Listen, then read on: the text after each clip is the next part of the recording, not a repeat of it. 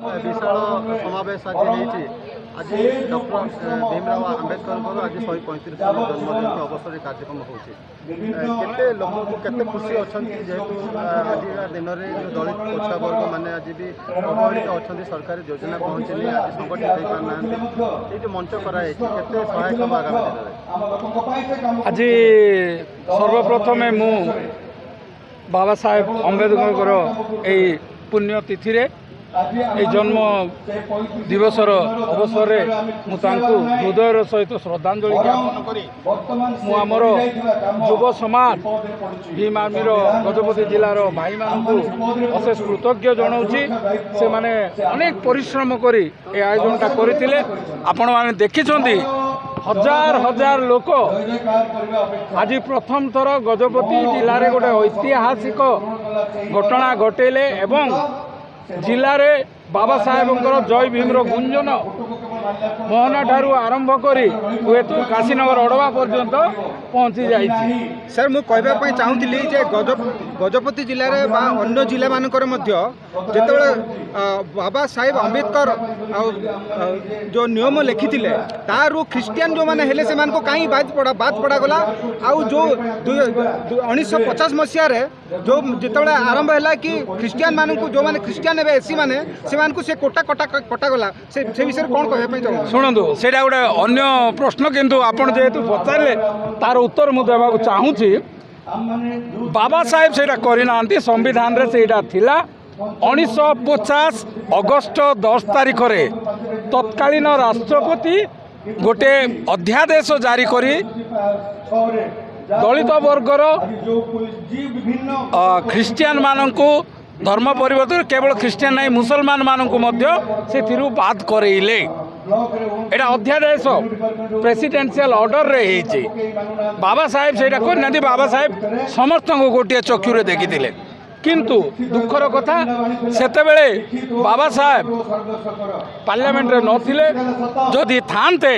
तार प्रतिवाद पर से अनेक अवशोष करचंती जे से समस्त को गोटे चक्षुरे देखी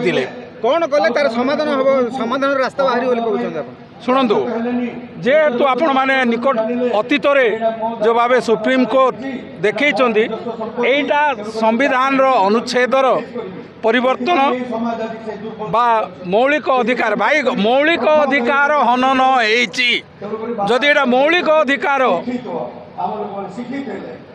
अधिकार बोली कहीं फंडामेंटल राइट्स और राइट्स दीटा डिफरेंट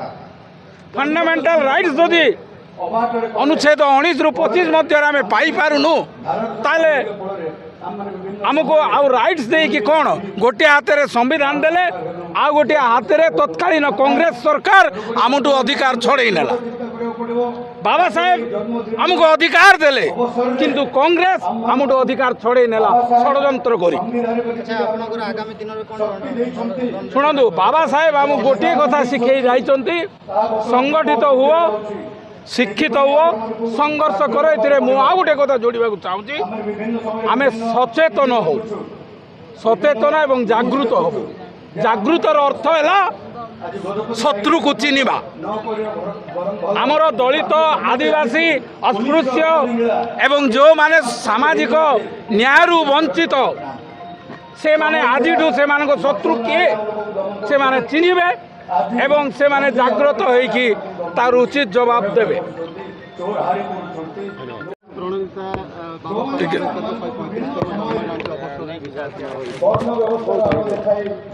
जो आमर जो संविधान निर्माता डॉक्टर अम्बेडकर जो जन्म जयंती जो 135 जन्म जयंती पालन करुचु